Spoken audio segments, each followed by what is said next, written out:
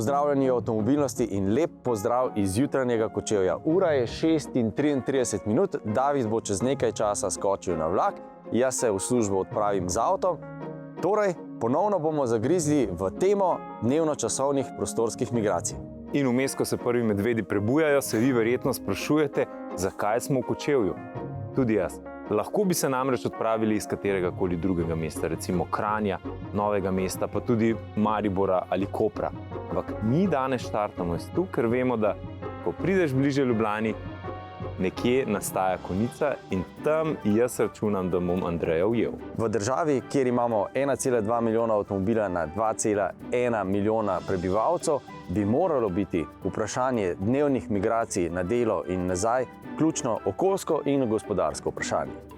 No, moje ključno vprašanje pa je, koliko je ura, da ne zamudim slučajno vlaka v Ljubljano, ker drugače lahko samo še štopam. Mimogrede, a sploh še kdo štopa? Ja, seveda. Tako po starem postaja spet moderno, kot prek aplikacije prevozi.org. No, ampak to je pa že drugo mobilnostno vprašanje, mogoče za drugo tematiko in kakšno drugo oddajo. Jaz hitro letim na vlak, Andrej, ti pa srečno pot v zastojih proti Ljubljani. Se vidiva.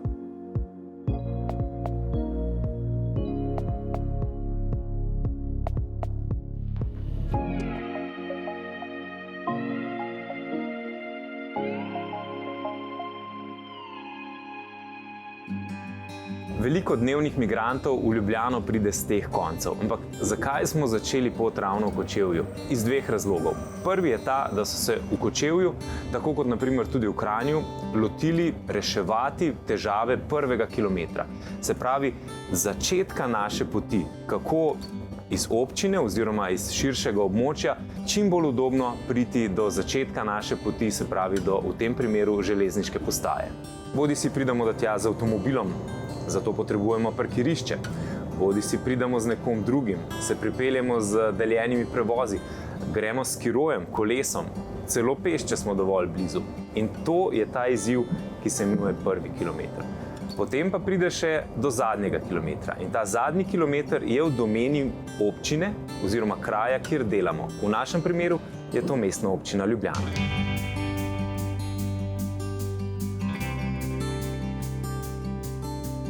Drugi razlog, zakaj smo se na jutranji vlak usedli prav v Kočevju, pa je zato, ker so po dolgi pavzi, po skoraj pol stoletja, skozi Kočevje spet spustili vlak.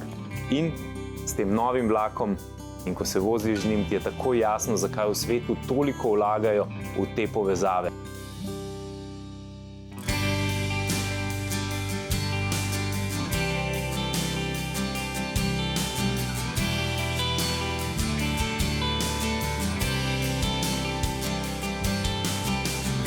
Tišina, prostornost, urejenost, svetla kabina, polnilna mesta za telefon, tablico, računalnik pomenijo, da med vožnjo, temu rečemo, dobivamo čas nazaj oziroma ga ne izgubljamo. Andrej v svojem avtomobilu ga zdaj naprimer izgublja, ker se lahko orientira zgolj na vožnjo.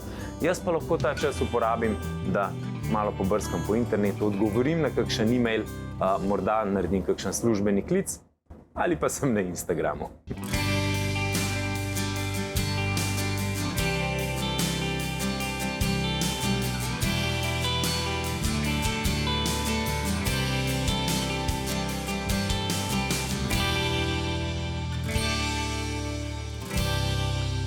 Pa smo pri težavi zadnjega kilometra. Vlak me je pripeljal do glavne železniške postaje v Ljubljani. Jaz imam do svoje končne destinacije RTV še nekaj metrov, ampak če nisi relativno blizu postaje, potem je v Ljubljani recimo avtobus izbira tako, saj bi z avtobusom recimo na drugi konec Ljubljane potreboval ravno toliko, kolikor sem recimo z vlakom ali celo z avtobusom do te točke. Se zavedamo, da tudi z novimi vlaki, z razširjeno ponudbo, z vsem, kar lahko razmišljamo znotraj okvirov železniškega prometa, za potnika še nismo naredili vsega. Bistveno je tudi to udobje, kako on dejansko pride na postajo, kako iz namenske postaje odide v službo in kako se vrne po obratni poti. Seveda je pa tudi hkrati to pomembno, da se na nek način z razširjanjem ponudbe javnega prevoza. S tem sozvočijo tudi celostne prometne politike večjih mest delujejo na način, da zapirajo mogoče centre mest, okolice fakultet za cestni prevoz, osebni prevoz, da omogočijo mogoče samo za alternativna goriva vozilom dostop in da omejijo tudi število parkirnih mest, ker z večjo ponudbo se še same od sebi tudi ne bojo spremenile potovalne navade. To je vedno z roko v roki. Ali so to zastoji, ki nas prepričajo v nasprotno, ali je to omejitev parkiranja, ali so cene parkiranja, ali je enostavnost uporabe javnega prevoza, ali je to cenovna dostopnost. Pač več je teh gradnikov, s katerimi se lahko neka prometna politika usmerja v smer, katero želimo. Mi moramo potnikom preprosto ponuditi več. In kaj jim bomo ponudili več storitev, boljše storitve, bomo naredili en gradnik k temu, da se potem lahko počasi zapirajo mesta za cestni osebni prevoz, da se določene površine namenijo urbani mobilnosti.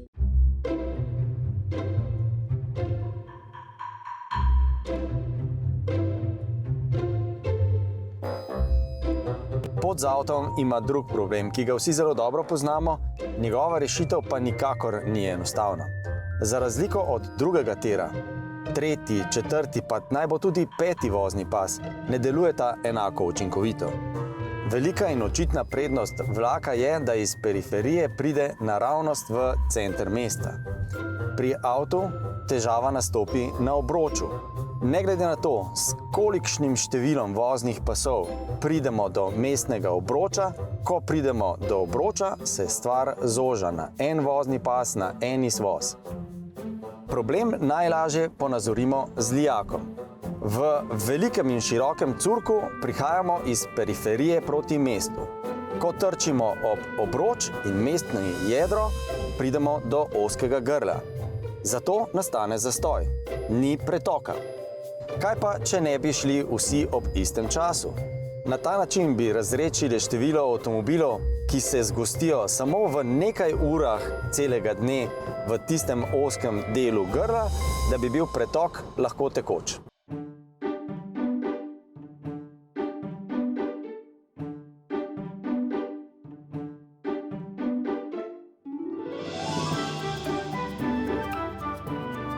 Andrej, jaz sem sicer 10 minut že tukaj, ampak sem imel pa vsaj čas iti po kavo, ki je sicer mrzla, ampak so pa vsaj rogljički od včeraj. Kot običajno. V tem pa je problem, ne v starem rogljičku, to se še da kako rešiti, ampak problem zadnjega kilometra. V takih primerih, kot je Davidov, ko je od železniške postaje v centru mesta do njegove končne na televiziji služba oddaljena slabih 500 metrov, je zmagovalec vselej vlak. Ja, ampak se pa zavedam, da bi bilo drugače, če bi imel jaz službo v Dravljah, Šiški, Črnučah, na nekem drugem koncu Ljubljane, kjer bi moral za nadaljevanje poti vzeti taksi oziroma avtobus. Ali pa skiro, kolo ali pa katerokoli od drugih multimodalnostnih orodij, ki so danes na voljo v mestu. Takrat raje posežemo po avtu. Zato pa je infrastrukturno in razvojno gledano tako zelo pomembno, da mesta rešijo mikroproblem, ki je v resnici makroproblem. Problem prvega kilometra, kako priti do železniške postaje, in problem drugega kilometra, zadnjega kilometra od železniške postaje do nekje v mestu, kar ni center. Veš, kdo pa je zares zmagovalec? Tisti, ki ne zamuja na sestanek.